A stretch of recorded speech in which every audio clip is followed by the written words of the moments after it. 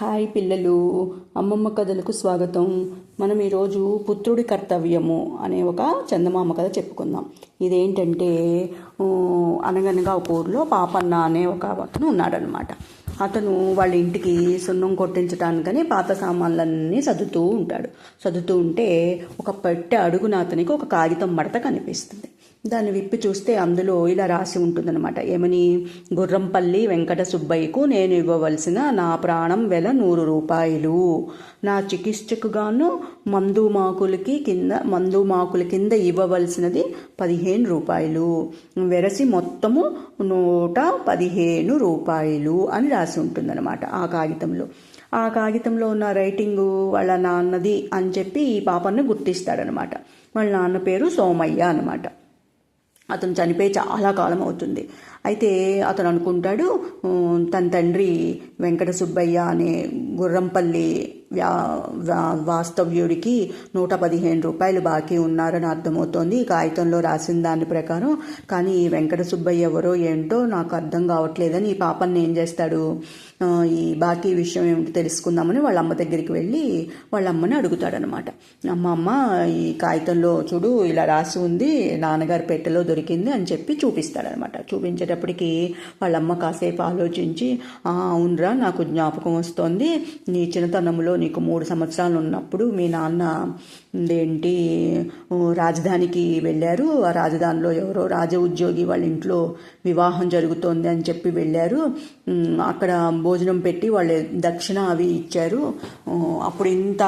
ఇప్పుడు నువ్వు ఉన్నంత ఉన్నతమైన స్థితిలో మనం లేము. అప్పుడు మనకు కొంచెమే పొలం ఉండేది. అందుకని మీ నాన్నగారు ఎవరైనా భోజనం పెట్టి దక్షిణ ఇస్తాను అంటే ఎంత దూరమైనా సరే వెళ్ళేవారు. అలాగే అప్పుడు వెళ్ళి ఆయన అక్కడ భోజనం చేసి వాళ్ళు ఇచ్చిన దక్షిణ తీసుకొని తిరిగి వస్తూ ఉంటే ఆయనతో పాటు ఇంకొక ఆయన కూడా వచ్చారని చెప్పారు మీ నాన్నగారు. ఆయన పేరేను వెంకట సుబ్బయ్య. ఆయనదే గుర్రంపల్లి అనే గ్రామము, మన గ్రామానికి దగ్గరలోనే ఉంది ఆ గ్రామం కూడాను. వాళ్ళిద్దరూ అలా కబుర్లు చెప్పుకుంటూ వస్తూ ఉంటే ఆయన కూడా అదే పెళ్ళికి వచ్చారట. వాళ్ళిద్దరూ కలిసి కబుర్లు చెప్పుకుంటూ వస్తూ ఉంటే కొంత దూరం వచ్చేటప్పటికి చీకటి పడినప్పుడు అక్కడ ఒక చెట్టు చాటు నుంచి దొంగ వాళ్ళ మీద పడి వాళ్ళిద్దరిని చేతికర్రతో బాగా కొట్టారట. కొట్టినప్పుడు మీ నాన్నగారికి బాగా దెబ్బలు తగిలేయప్పుడు తగిలితే వాళ్ళిద్దరినేమో చెట్టు కట్టేసి ఆ దొంగ వాళ్ళ దగ్గర తెగిన డబ్బులన్నీ తీసేసుకొని మీ ఇద్దరిలో ఎవరో ఒకళ్ళు వెళ్ళి నాకు మళ్ళీ ఇంకొక 100 రూపాయలు కనుక తిరిగి తెల్లవారే లోపల తీసుకొచ్చి ఇస్తే ఆ రెండో వాడిని వదిలిపెడతాను, లేకపోతే వాడిని చంపేస్తాను అని అన్నాడు.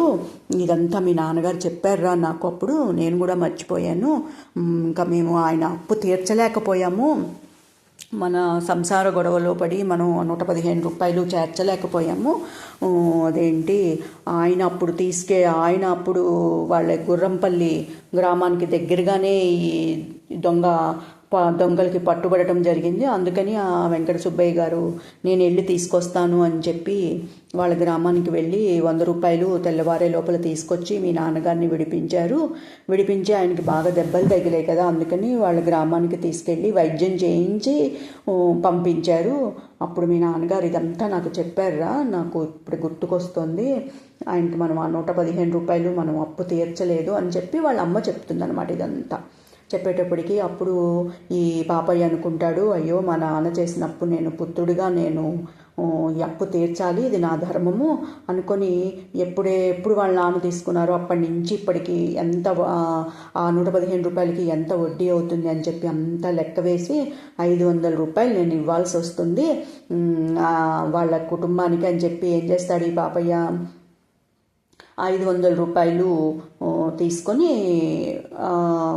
బయలుదేరతాడనమాట. గుర్రంపల్లి గ్రామం బయలుదేరుతుంటే వాళ్ళ అమ్మ అంటుంది, ఒరే అన్నట్టు ఇంకో విషయం మర్చిపోయాను, మీ నాన్నగారు అక్కడ మన చొంబు ఒకటి మర్చిపోయారా వచ్చేటప్పుడు అని చెప్తుందనమాట. చెప్పేటప్పటికి సరే అని చెప్పి ఈ పాపయ్య ఏం చేస్తాడు, 500 రూపాయలు తీసుకొని ఆ గుర్రంపల్లి గ్రామం వెళ్తాడనమాట. ఆ గ్రామంలోకి వెళ్ళిన తర్వాత అక్కడ ఉన్న వాళ్ళని అడుగుతాడనమాట. ఏమని ఇదేంటి ఇక్కడ వెంకట సుబ్బయ్య అనే ఆయన ఉండేవారు, ఆయన గ్రామాధికారిగా పనిచేసేవారు, ఆయన ఇప్పుడు ఎక్కడున్నారు ఏమిటి అని అడుగుతాడనమాట. అడిగేటప్పటికి వాళ్ళు ఏం చెప్తారు, ఏంటి ఇప్పుడు వాళ్ళ అబ్బాయే సీనయ్య అనే అతను గ్రామాధికారిగా పనిచేస్తున్నాడు, ఆ గ్రామాధికారి ఇప్పుడు సీనయ్య, ఆయన దగ్గరికి వెళ్ళి కనుక్కోండి, మీకు అన్ని విషయాలు తెలుస్తాయి అని చెప్పి ఎవరో ఆ ఊర్లో వాళ్ళు చెప్తారనమాట. చెప్పేటప్పటికి ఈ పాపయ్య ఏం చేస్తాడు, ఆ సీనయ్య ఇంటికి వెళ్తాడనమాట. సీనయ్య ఇంటికి వెళ్ళి సీనయ్యతో మొత్తం ఇదంతా చెప్తాడనమాట. మా నాన్నగారిని మీ నాన్నగారి కాపాడారు అప్పుడు అని చెప్పి, అప్పుడు ఇలా 115 రూపాయలు మా నాన్నగారి కోసం ఖర్చు పెట్టారు, మా నాన్నగారు తీర్చలేకపోయారు, ఆ 115 రూపాయలు తీర్చలేక ఆయన కాలం కూడా చేశారు, ఆయన తీర్చలేదు, అందుకని పుత్రుడిగా నేను ఆ డబ్బు మీకు తిరిగి ఇద్దామని వచ్చాను, దాని మీద ఇంట్రెస్ట్తో కలిపి 500 రూపాయలు అవుతాయి అని లెక్క కట్టి 500 రూపాయలు ఆ సీనయ్యకి ఇస్తాడనమాట. ఇచ్చేటప్పటికి ఆ సీనయ్య అంటాడు, అయ్యో ఎందుకండి, ఇప్పుడు ఎంతో కాలం అయిపోయింది, ఇప్పటికీ 30 సంవత్సరాల పైన అయిపోయి ఉంటుంది, ఇప్పుడు ఈ డబ్బు నేను ఎందుకు తీసుకోవటం అండి, వద్దండి అంటాడనమాట. అనేటప్పటికీ ఈ పాపయ్య అంటాడు, అలా కాదు, ఇది మీ నాన్నగారు మా నాన్నగారికి అప్పుగా ఇచ్చారు, ఇదేంటి మీరు తీసుకుంటే మా నాన్నగారి ఆత్మ శాంతిస్తుంది, నాకు కూడా నా పుత్రధర్మాన్ని నేను నెరవేర్చాను అనే నాకు మనశ్శాంతి ఉంటుంది, తీసుకోండి అంటాడనమాట. తీసుకోండి అంటే అప్పుడు ఆ సీనయ్య ఆ డబ్బులు తీసుకుని, అయ్యో మీరు ఎంత మంచివాళ్ళు, ఇదేంటి ఇట్లాగా తండ్రి చేసిన అప్పుని తీర్చడం అనేది చాలా చెప్పుకోదగ్గ విషయము, మీరు ఇంత బతిమాలుతున్నారు కాబట్టి నేను ఈ డబ్బు తీసుకుంటున్నాను, కానీ ఇది నేను నా కోసం ఖర్చు పెట్టుకోను, ఇది ఏదైనా ఒక మంచి పని కోసం నేను ఖర్చు పెడతాను అని చెప్పి ఏం చేస్తాడు, ఆ సీనయ్య 500 రూపాయలు తీసుకుని దానికి 500 రూపాయలకి ఒక రసీదు రాసి పాపయ్య చేతికి ఇస్తాడనమాట. ఈ పాపని ఏం చేస్తాడు, ఆ సీనయ్య దగ్గర సెలవు తీసుకుని ఆ రసీదు తీసుకుని బయలుదేరుతూ అంటాడు, అయ్యో మా తండ్రి గారు మీ ఇంట్లో ఒక చొమ్ము మర్చిపోయారని మా అమ్మగారు చెప్పారు, అది ఉంటే కనుక ఇవ్వండి అంటాడనమాట. అనేటప్పటికీ సీనయ్య ఆశ్చర్యపోయినట్టు చూసి, ఉన్నట్టు చూస్తాను, పాత సామాను దాంట్లో ఏమన్నా ఉందేమో అని చెప్పి వెళ్ళి ఆ పాత సామాను దాంట్లో వెతికి ఒక చొంబు తీసుకొచ్చి ఇస్తాడనమాట. ఒక రాగి చొంబు ఒకటి తీసుకొచ్చి పాపన్నకి ఇస్తాడనమాట. ఇదే మీ తండ్రి గారి చొంబు అని చెప్పి ఇస్తాడు. ఇచ్చేటప్పటికి పాపన్న దాన్ని చాలా ఎంతో భక్తిగా ప్రేమగా తన తండ్రి చొంబు అని చెప్పి తీసుకుని ఊరికి తిరుగు ప్రయాణం అవుతాడనమాట. తిరుగు ప్రయాణం అవుతూ అతను నడుచుకుంటూ అలాగా ఒక అడవి మార్గాన్ని వస్తూ ఉంటాడు. కొంత దూరం వచ్చేటప్పటికి ఒక చెట్టు క్రింద ఒక ముసలి సన్యాసి కూర్చొని కనిపిస్తాడనమాట. ఆ సన్యాసిని పాపన్న అంతకుముందు వచ్చేటప్పుడు కూడా చూస్తాడు, కానీ తను అర్జెంటు పని మీద వెళ్తున్నాడు కదా, అందుకని అతను ఏం పట్టించుకోకుండా అప్పుడు వెళ్ళిపోతాడనమాట. కానీ ఇప్పుడు ఆ సన్యాసి ముందు 2 పిల్లలు, ఒక కొంచెం పెద్ద అతను ఆ ముసలాయన దగ్గర, సన్యాసి దగ్గర ఏడుపు గొంతుతో అడుగుతూ ఉంటారనమాట. అదేంటి ఒకసారి ఇంటికి రా అని ఈ చిన్నపిల్లలేమో ఇంటికి రా తాత అంటారు. ఆ పెద్దతనేమో ఇంటికి రా నాన్న, అమ్మమో మంచం మీద పడుకొని ఏడుస్తోంది, అమ్మకి జ్వరంగా ఉంది, ఇంటికి రా అని కొడుకు పిలుస్తూ ఉంటాడనమాట. అయితే ఆ ముసలతను ఏమీ పట్టించుకోడు, అసలు ఏం వినిపించుకోడు, అలాగే కూర్చొని ఉంటాడనమాట. ఈ పాపన్న అక్కడ జరుగుతుందంతా చూస్తూ ఉండి అతన్ని అడుగుతాడనమాట, ఇదేంటి ఎందుకు అతను ఇంటికి రానంటున్నాడు, అసలు గొడవ ఏంటి అని అడుగుతాడు ఆ పెద్ద అతన్ని. అడిగేటప్పటికి ఆ కొడుకు చెప్తాడనమాట అంతా. చెప్పేటప్పటికి అప్పుడు ఈ పాపన్నకు అర్థమవుతుంది, ఈ ముసలి సన్యాసే తన తండ్రిని ఆ రోజు కాపాడిన వెంకట సుబ్బయ్య.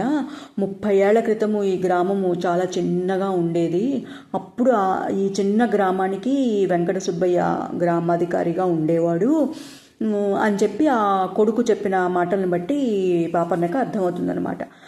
ఈ వెంకట సుబ్బయ్య ఏం చేస్తాడు, అప్పుడు గ్రామాధికారిగా ఉన్నాడు కదా, ఈ పాపయ్య తండ్రి సోమయ్యని రక్షించడం కోసమని దివానికి కట్టవలసిన డబ్బులు 100 రూపాయలు అతని దగ్గర ఉంటే గబగబా ముందు తీసుకెళ్ళకపోతే చంపేస్తానన్నాడు కదా, 100 రూపాయలు తీసుకొచ్చి ఇవ్వకపోతేను అయ్యో అనవసరంగా ఒక ప్రాణం పోతుందే అని చెప్పి ఏం చేస్తాడు, ఈ వెంకట సుబ్బయ్య ఈ దివానికి కట్టవలసిన 100 రూపాయలు తీసుకొచ్చి ఆ దొంగకి ఇచ్చేసేసి సోమయ్యని విడిపిస్తాడనమాట. అప్పుడు 30 సంవత్సరాల కిందట కానీ అతను ఆ 100 రూపాయలు తిరిగి మళ్ళీ ఆ దివాణానికి కట్టలేకపోతాడనమాట. ఎందుకంటే అతను కూడా చాలా బీద కుటుంబం. కానీ ఏదో ప్రాణం రక్షించడం కోసం అని చెప్పి తను సాహసం చేసి ఆ దివాన్ డబ్బులు కట్టాడు. కానీ అది ఎలాగా మళ్ళీ ఆ దివానికి కట్టాలో అతనికి అర్థం కాలేదు. కానీ పాపం గ్రామంలో ఉన్న వాళ్ళందరినీ అడుగుతాడు అప్పు అదేంటి, కానీ ఎవ్వరూ ఇవ్వరనమాట. అప్పు ఎవరు ఇవ్వరు ఈ వెంకట సుబ్బయ్యకి. అంటే ఎవరు ఇవ్వలేకపోతారు, అందరూ అదే పరిస్థితిలో ఉంటారు కానీ ఎవ్వరు ఇవ్వలేకపోతారు. కానీ ఈ ఇప్పుడున్న ఈ సీనయ్య తండ్రికి వెంకట సుబ్బయ్య అంటే ఆ కాలంలో పడేది కాదనమాట. అందుకని ఏం చేస్తాడు, ఈ వెంకట సుబ్బయ్య గురించి ఇదేంటి ఇతను చాలా దుర్మార్గుడు, మీకు దివానికి కట్టాల్సిన డబ్బులన్నీ దొంగతనం చేసేసాడు, అందుకని మీరు ఇతన్ని విచారించవలసింది అని చెప్పి దివాన్కి ఒక లెటర్ రాసి పంపిస్తాడనమాట. పంపిస్తే అప్పుడు అక్కడి నుంచి ఆ అధికారులు వచ్చి వెంకట సుబ్బయ్యని విచారణ చేస్తారనమాట. విచారణ చేసి అవును దివానికి కట్టవలసిన డబ్బులే ఇతను దొంగతనం చేశాడు అని చెప్పి వెంకట సుబ్బయ్యని ఆ ఉద్యోగంలోంచి తీసేస్తారనమాట. తీసేసి ఏం చేస్తారు, అతనుకున్న కొంచెం ఆస్తి, ఏదో కొంచెం పొలము కొంచెం ఇల్లు ఉంటే అదంతా జప్తు చేసేస్తారనమాట. జప్తు చేసేసి అతన్ని గ్రామాన్ని నుంచి బహిష్కరిస్తారు. పాపం అతను గ్రామాన్ని ఈ వెంకట సుబ్బయ్య తన పిల్లల్ని భార్యని తీసుకొని ఆ గ్రామం వదిలిపెట్టి ఈ అడవిలోకి, ఇప్పుడున్న ఈ అడవిలోకి వచ్చేసి ఇక్కడ చిన్న గుడిసె లాంటిది వేసుకొని అప్పటి నుంచి ఇక్కడే ఉంటున్నాడనమాట. ఈ అడవిలోనే ఉంటున్నాడనమాట.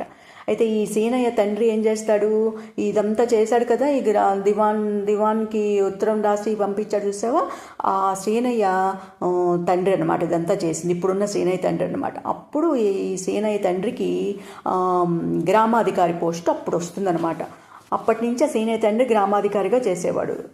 సీనయ్య తండ్రి చనిపోయిన తర్వాత సీనయ్య గ్రామాధికారిగా చేస్తున్నాడు అనమాట ఇప్పుడు. కానీ ఇదంతా పాపం ఈ పాపన్నకి ఏం తెలియదు కదా అంతకుముందు. అతనే తండ్రిని కాపాడిన అతని కొడుకు అని చెప్పి అతనికి 500 రూపాయలు ఇచ్చేస్తాడు. ఇచ్చేసి తిరిగి వస్తున్నప్పుడు కదా ఇదంతా తెలుస్తుంది.